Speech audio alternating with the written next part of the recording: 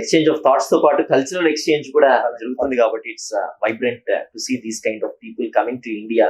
In fact, we have recently set up a Japan Culture Center అనేది ఇక్కడ inaugurate చేసాం.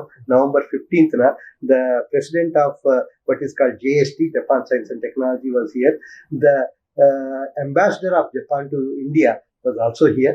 Both of them have inaugurated the Japan Culture Center. Maybe you know this already. Japan has started a new initiative. They called it as the Lotus Program. Okay, ఈ Lotus program అనేది ముఖ్యంగా to see that Japanese, Indian PhD students go to Japan for a year for a joint PhD programs. Okay, ఒక jointly supervised PhD అంటాం దీన్ని. అక్కడ ఒక supervisor ఉంటారు, ఇక్కడ మన దగ్గర ఒక సూపర్వైజర్ ఉంటారు, ఇద్దరు కలిసి స్టూడెంట్ ని సూపర్వైజ్ చేస్తారు. At the end of the thesis both of them will sign saying that we have jointly supervised. Degree is still given by us, but they get benefited in the process, that because the student is like a joint student, any outcome will be a joint outcome.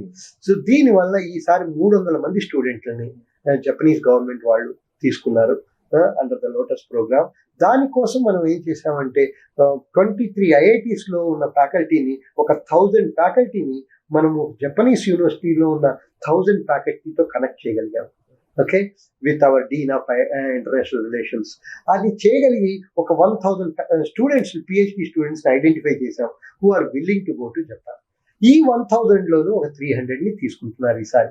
Next year he has already announced on November 15th when he came here that next year we are planning to take 1000 students.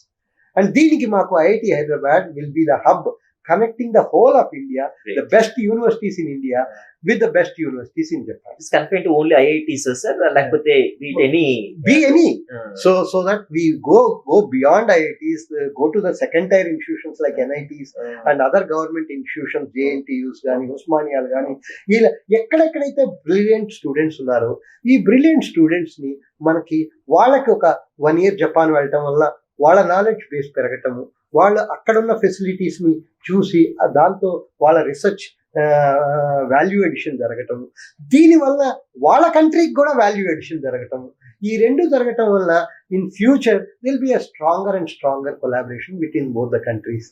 అది మనం చేయగలుగుతున్నాం. So దానికోసం ఒక Japan culture centre పెట్టి ఈ 300 మంది students అక్కడికి వెళ్తుంటే వాళ్ళకి జపనీస్ లాంగ్వేజ్ టీచ్ చేయటం, జపనీస్ కల్చర్ టీచ్ చేయటం కోసం అని ఒక జపాన్ కల్చర్ సెంటర్ అనేది కూడా ఇనాగ్రేట్ చేయడం జరిగింది.